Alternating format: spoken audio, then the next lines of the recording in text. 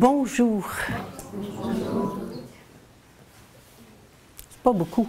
Bonjour. Ah, ça va mieux. Bon.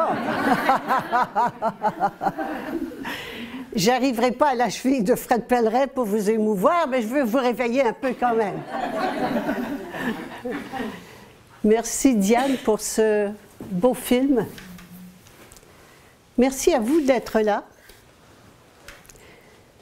J'ai beaucoup hésité à faire le choix de cette conférence.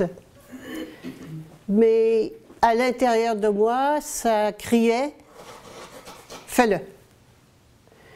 J'ai osé toucher à une vedette, toucher à une idole. Et c'est pas bien. Ça ne se fait pas dans notre monde. Qu'est-ce qui m'a frappé? Qu'est-ce qui m'a amené d'abord à questionner et à choisir ce sujet? J'ai vu une annonce, quelqu'un m'a envoyé une réclame de Centraide pour cette année avec ce petit, ce conte qui est magnifique, qui est fait par Fred Pellerin. Et j'ai été étonnée. Oh! Étonnée de constater que le conte était financé par le Québec et que le conte proposait le financement de 3 institutions de multinationales. Ça m'a frappée. Après ça, j'en ai parlé, je pense, autour de moi à quelqu'un qui m'a dit « Ah ben oui, puis il a reçu la médaille l'année dernière. » Une médaille? Ah bon? Une médaille, oui, de l'Ordre national du Québec. Oh, je ne connaissais pas ça. Je ne savais même pas. Je savais qu'il y a l'Ordre du Canada. Je savais qu'en France, ils ont la Légion d'honneur. Voilà. C'est très important, c'est très prisé. Mais je ne savais même pas qu'il y avait un Ordre national du Québec. Alors, je suis allée voir sur Internet et j'ai appris qu'il y avait un Ordre national du Québec depuis 89, je crois. Et j'ai été voir la journée où on a remis la médaille à Fred Pellerin qui était absent parce qu'il l'a refusé. Et voilà donc que je vois Jacqueline Desmarais. Bon, et je lis, Jacqueline Desmarais, pour les personnes qui ne savent pas, c'est la femme de Paul Desmarais, hein? Le Paul Desmarais qui est le dictateur du Québec, enfin au Canada, à l'extérieur aussi, mais c'est le roi Paul Ier du Québec. C'est lui qui mène tout, qui possède tout, et c'est pour lui qu'on travaille quand on donne aux multinationales, quand on donne notre impôt à 100% va dans les poches des financiers. Vous le savez, si vous ne le saviez pas, il faut que vous le sachiez, 100% de l'impôt va dans les poches des banquiers. Alors c'est un banquier, un assureur, un industriel, c'est l'homme le 4e le plus riche au Canada. Et il est partout. Il est en Europe, il ne vit même pas ici. Ici, il a son palais pour ses invités, et qui reçoit ses invités, George Bush, les grands de ce monde, et grand ami de Sarkozy, qui lui a donné une belle grosse médaille aussi. Alors, on se donne des médailles. Bon, alors voilà pour... Je ne veux pas aller plus loin. Il y a un livre, un excellent livre, qui est... si vous voulez savoir, c'est important de savoir quand même pour qui on travaille puis qui nous mène. Il y a un excellent livre qui est fait qui est écrit par Robin Philpot, Derrière l'État des marais, Power. Alors, si vous voulez en savoir un peu plus, je vous invite à le lire. Sachez, et je l'ai dit souvent, c'est rien de nouveau, on dit l'argent mène le monde. Comment l'argent mène-t-il le monde? En menant les politiciens qui, eux, mènent le peuple. Hein? On se retrouve toujours avec notre triangle peuple, le privé qui est le méchant loup, et le public, le gouvernement, qui nous protège. On pense encore que public veut dire bon pour le peuple.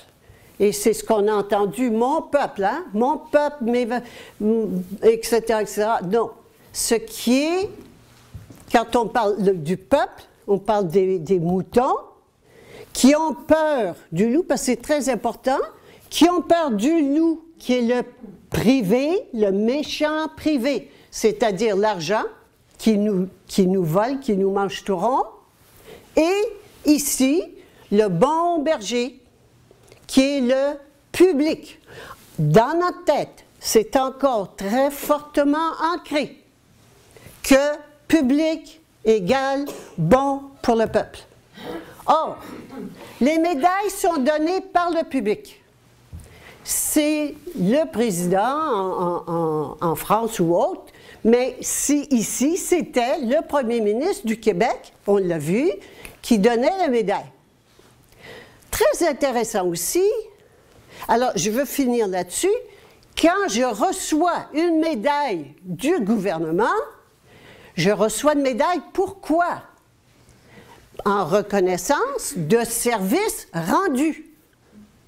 Officiellement, quand je suis allée sur le site, c'était pour services rendus au peuple, pour services rendus au peuple québécois.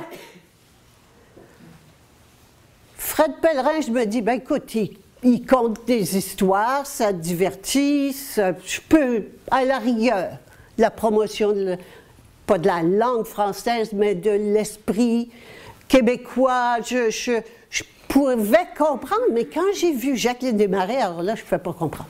Là, j'ai du mal. La femme de notre dictateur, pour service rendu au peuple québécois. Là, j'ai un peu de problème. Et c'est quand je suis revenue, je me suis dit, alors c'est pas vrai. Ça n'est pas vrai que les médailles sont données pour service rendu au peuple. Elles sont données pour service rendu. Et c'est pour ça que vous pouvez voir que M. Laurent en Belgique, Laurent Louis en Belgique, il n'y aura pas de médaille, mais c'est donné pour service rendu. Mais à qui? À l'argent, pas au peuple. Et c'est ça qu'il faut comprendre. Des décorations, c'est donné quand vous rendez service à la personne qui vous décore. Quand la personne qui vous décore, c'est le gouvernement, donc le berger, eh bien, c'est à lui que vous rendez service, mais lui, il représente qui? Le gouvernement.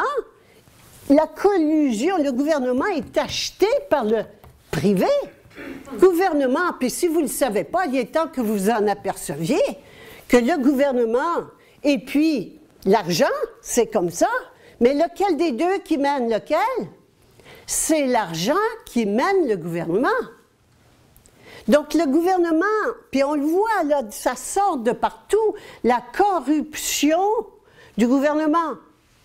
Oui, ils sont corrompus, ils sont achetés. Par qui? Bien, par l'argent. Et c'est l'argent qui mène. Ils sont en train de passer une loi aux États-Unis pour vous dire jusqu'où c'est rendu, puis si vous ne le saviez pas, c'est le temps de le voir, là. Monsanto. Hein? Monsanto, la compagnie chimique qui produit des OGM partout, qui impose, qui fait la dictature dans le domaine économique agroalimentaire, Monsanto va faire passer une loi par le Congrès américain, une loi qui lui accorde immunité. Parce que là, c'est sorti officiellement prouvé que les OGM, ça donne des cancers, ça crée l'infertilité. C'est prouvé, sans aucun doute. Eh bien là, oui, alors ils ne peuvent plus le faire sans risquer d'être poursuivis. Ah bien, pas de problème, on passe une loi à l'immunité. Ah, ils ont immunité. On ne peut pas les poursuivre. On a fait la même chose pour les vaccins. Quand les gens ont commencé à voir les effets dangereux des vaccins, on a passé une loi comme quoi on ne pouvait plus poursuivre les compagnies qui fabriquaient les vaccins et que si on pouvait prouver un dommage, qu'on pouvait avoir un dédommagement de l'État. Alors c'est l'État, ça c'est vous et moi, qui vont payer pour l'industrie privée. C'est extraordinaire. Hein? Alors c'est rendu là, c'est même pas caché. L'argent mène le monde ouvertement. On va dire un petit mot aussi en passant de Chypre pour les personnes qui ne sont peut-être pas au courant. Chypre vient d'être, les comptes de banque viennent d'être confisqués à Chypre. Confisqués. Paf! Fermés. Les banques fermées pendant 10 ou 15 jours. Et donc, les gens n'ont pas accès à leur argent. Et on leur a enlevé, au-dessus, ceux qui avaient au-dessus de 100 000 €, non pas de 30 % parce que c'était 30 % à ce moment-là, mais c'est monté à 80 % de leur avoir dans leur compte de banque. Ça s'appelle du bail-in. C'est un nouveau concept. On ne fait plus du bail-out maintenant. Bail-out, c'est quand une banque va faire faillite parce qu'elle a couru trop de risques, elle a fait des mauvaises affaires, comme si moi je fais faillite, bien la banque, elle, l'État la rembourse. On appelle ça le bail-out. L'État rembourse. Il donne l'argent aux banques pour qu'elles ne fassent pas faillite. Mais maintenant, on fait du bail-in. On dit aux banques, non, on ne va plus vous donner on ne va plus prendre ça dans les poches du peuple, parce qu'il n'en reste plus. On va prendre ça dans les poches de ceux qui en ont encore, c'est-à-dire les gens qui ont de l'argent dans votre banque. Alors, servez-vous. Vous croyez que c'est seulement à Chypre? Le Canada a sorti son budget cette semaine. Et vous n'en entendrez pas parler. Vous n'en avez pas entendu parler. Vous n'entendrez pas parler. Pourquoi? Parce que c'est le roi Paul Ier qui détient 70 % de la presse écrite au Québec. Alors, qui a le contrôle sur Radio-Canada, et l'autre moitié, c'est Québécois. Alors, les deux s'assurent qu'on n'a pas l'information qui ferait qu'on pourrait peut-être se réveiller. Alors, toute l'information est fausse, est biaisée et mensongère. Alors, on a à peine entendu parler de Chypre, mais on ne nous a pas dit ce que c'était, mais ce qui vient de passer dans le budget canadien, c'est le bail-in. Ça va être la façon dont les banques canadiennes vont se renflouer à l'avenir. Alors, c'est déjà dans le budget. Ça a été proposé, intéressant, ça a été proposé le 21 mars de cette année, avant que l'histoire de Chypre arrive. Alors, voyez-vous, c'était décidé. Les banquiers, les financiers décident longtemps d'avance, très longtemps d'avance, des décades d'avance. C'est pas nouveau. Alors, ils ont dit, on va commencer par Chypre. Bon, puis ça fait partie de leur stratégie. Mais tous les pays, et l'Union européenne également, l'Union européenne est en train de le proposer, de voter très prochainement pour avoir aussi le bail-in. Si vous avez encore de l'argent dans les banques, sachez ce qui va se passer. Si vous avez encore de l'argent dans des REER, des fonds de placement, des fonds de pension, des placements ou autres, sachez que maintenant, les banques vont se servir à même les comptes de banque des épargnants.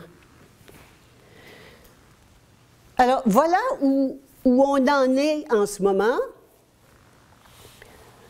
Je voudrais revenir donc à qu'est-ce que c'est qu'une idole.